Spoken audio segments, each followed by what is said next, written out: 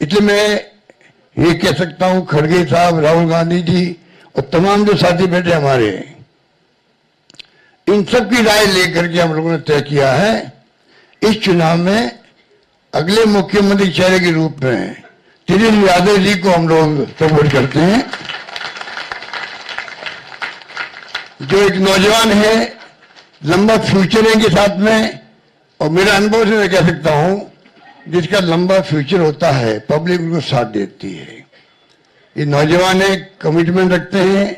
पिछली बार भी जो स्लोगन दिए थे, नौकरी के दो या कोई दो, या जो वादे किए थे उसमें खरे उतरे। ये ऐसा व्यक्तित्व आपके सामने नौजवान के रूप में आया है।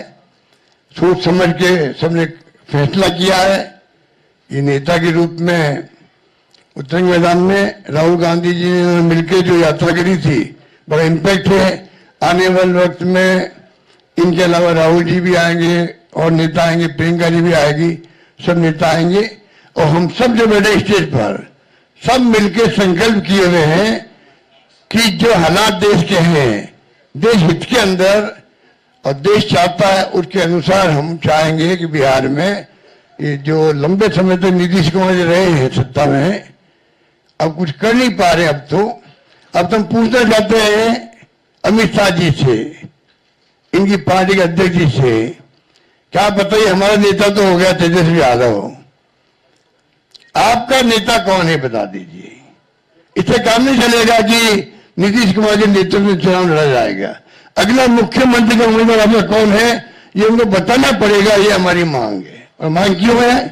इसलिए है, आपने देखा महाराष्ट्र के अंदर जो शिंदे थे, वो मुख्यमंत्री तत्कालीन, इन नेताओं ने कहा शिंदे के लीडरशिप में चुनाव लड़ा जाएगा। मैसेज दिया गया ये मुख्यमंत्री बनेंगे, और बाद में मुख्यमंत्री बना दिया और किसी को। यही बात लागू या हो रही है। अमित शाह जी आए, कहते चले गए, हम चुनाव के बाद में तय करेंगे मुख्यमंत्री कौन बनेगा हमारा, पर नीतीश कुमार के नेतृत्व में चुनाव लड़ा जाएगा। तो महाराष्ट्र का एग्जाम्पल सबके सामने। इसलिए मैं इतना कहना चाहूंगा कि चुनाव में हम लोगों ने सोच समझ के तेजस्वी जी को घोषित किया नेता। साथ में सबकी राय बनी है कि जो हमारे अन्य पिछड़ा वर्ग के साथी हैं,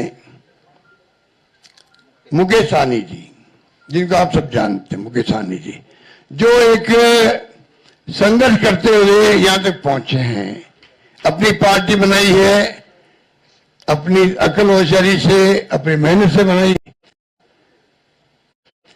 कि जो हमारे अन्य पिछड़ा वर्ग के साथी हैं, मुकेश सहनी जी, जिनको आप सब जानते हैं, मुकेश सहनी जी, जो एक संघर्ष करते हुए यहां तक पहुंचे हैं, अपनी पार्टी बनाई है, अपनी अकल होशियारी से, अपनी मेहनत से बनाई है, गरीबों के मसीहा के रूप में, अपनी कौम के मसीहा के रूप में उभर के आए हैं। ऐसे नौजवान को हमने तय किया है वो उप मुख्यमंत्री होंगे। साथ में इसके साथ में जो आपके यहाँ बहुत सारे समाज भी हैं, सामाजिक इक्वेशन अलग तरह की है, तो जो अन्य सामाजिक वर्गों के लोग हैं उनमें से मुख्यमंत्री और बनाए जाएंगे, उप मुख्यमंत्री और बनाए जाएंगे। यही बात कह के मैं अपनी बात समाप्त करता हूं। धन्यवाद। शुक्रिया।